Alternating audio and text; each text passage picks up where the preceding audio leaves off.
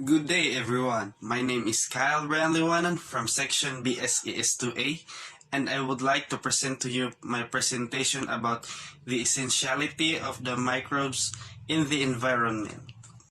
Obsessed with eliminating bacteria and the microbes causing infection, illness, and death? Not all microorganisms are harmful. Some are essential for life to exist. Environmental microbiology is the study of microbial interactions, microbial processes, and microbial communities in the environment. It includes study of structure and activities of microbial communities, microbial interaction and interaction with microorganisms, population biology of microorganisms, microbial communities genetic and evolutionary processes, element cycles and biochemical processes, and last, microbial life in extreme and unusual environment. Diversity 1. The ability of microbes, tiny organisms that do big job in our environment, play a key role in promoting biodiversity.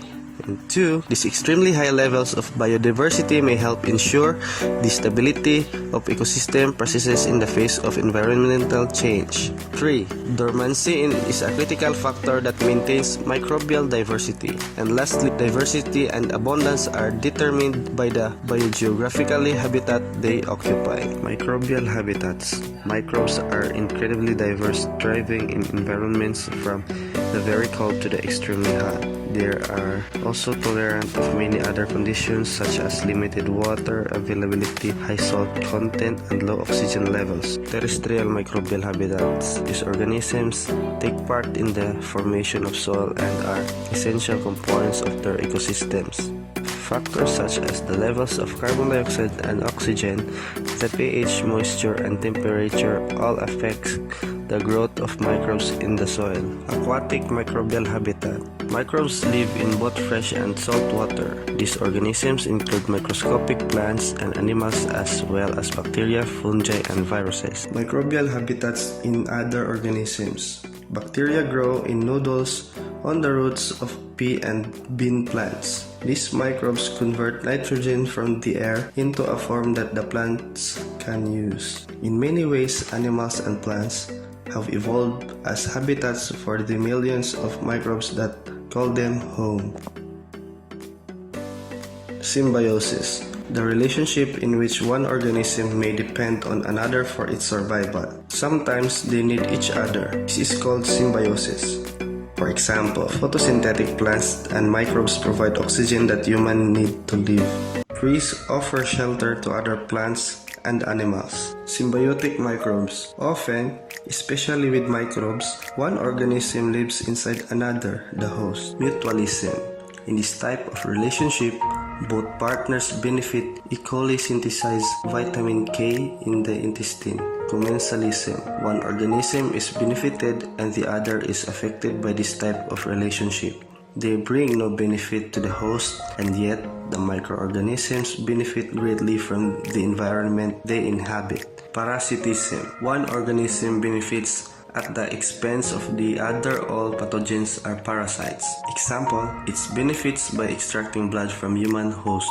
Bacterial symbiosis. Bacteria form symbiotic relationships with many organisms, including humans. One example is the bacteria that live inside the human digestive system.